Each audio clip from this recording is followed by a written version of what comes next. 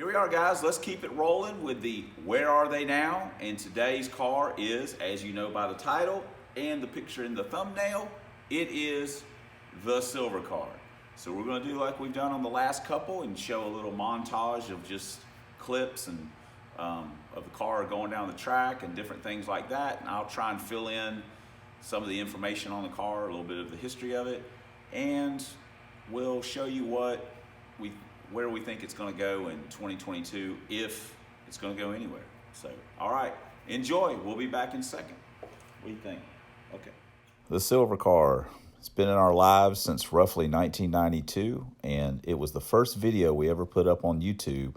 Didn't get any views, really. Someone asked about it, Chester McNutt Sr., who's now Fox Body Mayhem, and that prompted us to basically start doing YouTube and making videos for motivation, just to have fun and mess around.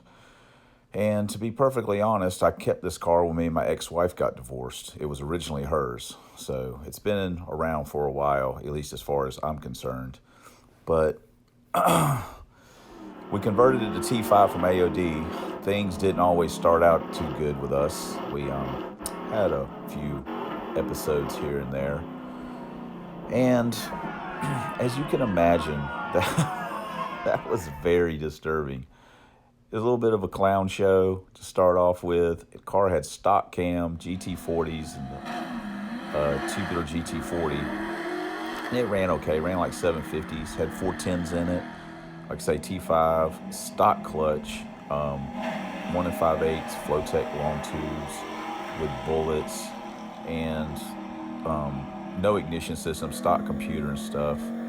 We ultimately had to get David to put a tune in the car because the A9P had a weird fuel cutoff at roughly about 5,800. It was giving us all kinds of issues. We ultimately swapped out the stock cam for a Crowler 510113, which is now in the fail TD, and it picked up a little bit. The car was always super easy to drive, shifted great, but we decided we needed some new dance moves and we needed to put some more gear in it. So we went from 410s to 456s, put a spool, axle, C-clip eliminators, the whole deal. That really didn't really wake the car up a whole lot, but it did feel a lot faster from a driver's perspective. It was way more fun to drive. It also calmed it down as far as doing wheelies. We dynoed it. It didn't make a ton of power. Made 307 and like 293 on the torque. But, you know, it was always just a lot of fun to drive. It was real pleasure. Ultimately, its fastest pass was a 724 at 93.38 or whatever. That's the best it ever ran, so there we go. Well, here it is, and where it has been sitting for quite some time. Honestly, I'm not really sure why I even quit driving this car. It was, I liked driving it. It was, this car is actually I don't want to say a lot of fun to race. It is a lot of fun to race, but it's very easy to drive. I think this door handle's broken. Yes, needs a door handle.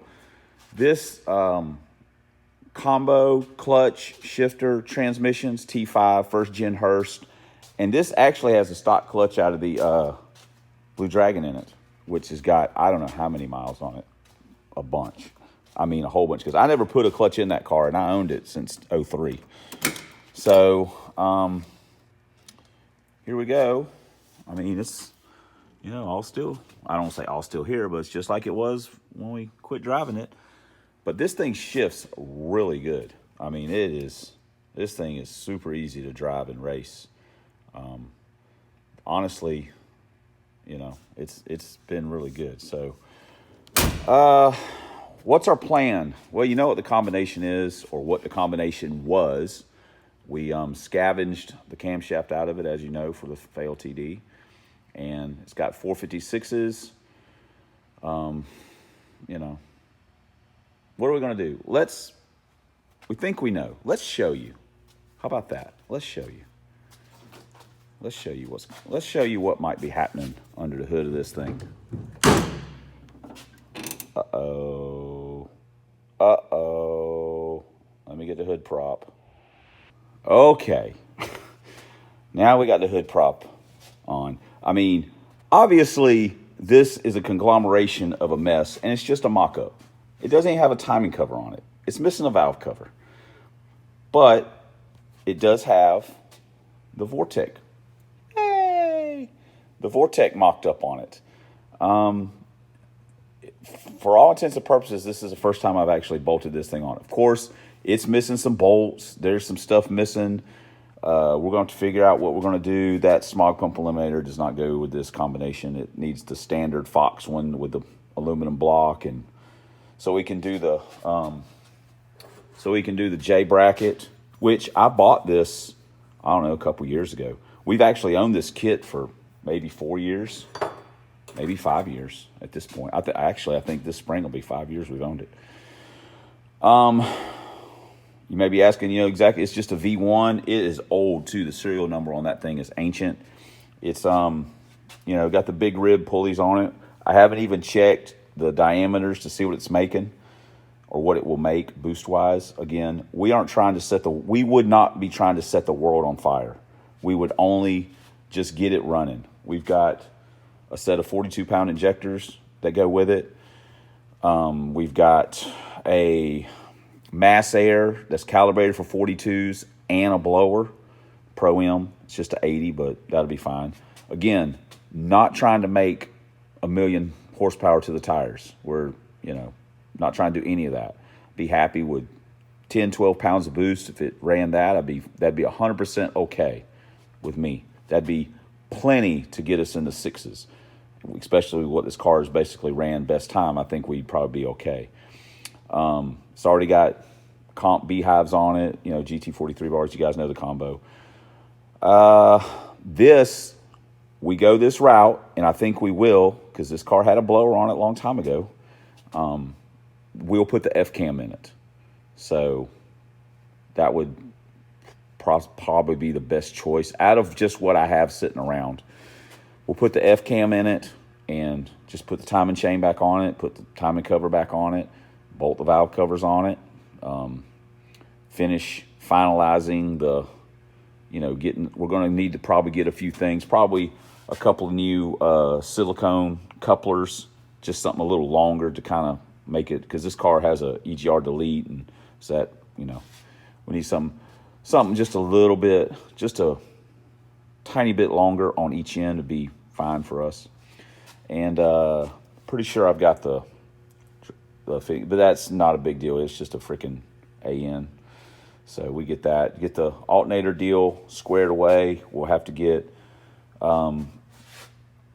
a radiator hose, the thing, or we'll put a 45 on it and run the flexi and see how that. We'll probably mock that up to see if that'll work before we go buying the aluminum bend pipe and stuff like that, because it's just, we just don't need, no need to buy it if we don't need it. And then, we'll see where we're at. Obviously, probably we'll have to change the gear out. I'm pretty sure I've got a Aeromotive boost reference fuel pressure gauge or regulator, but with the 42s, and then we'll see where we're at that point before we start talking about tuning and everything else. Just get it bolted together, see if the blower works. It doesn't sound like it's got a bag of marbles, more so than they normally do. Rattling around in it, see if it makes a little boost, and then we'll go from there, changing gears and getting a tune and stuff like that. But I'm pretty sure this is where the Vortec's going to end up on this particular car. The combination makes sense to me. It makes sense on the car. It gives me something to do with the car. It gives me inspired with the car, a reason to do something with it. And then, of course, that basically locks the dirty pickle in to be like a nitrous car, which I'm comfortable with that.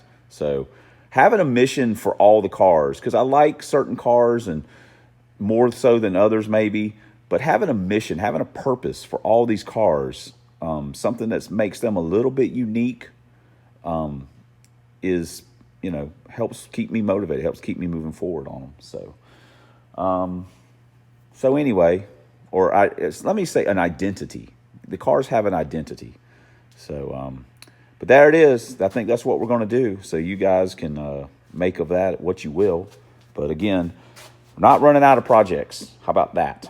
We are not running out of things to do, and we're just going to keep working on them bit by bit, you know, one at a time, try and get stuff done, get them closer to running and racing, and have some fun with them. That's what it's all about, isn't it? Having some fun. So that's it. I think that's what we're going to do.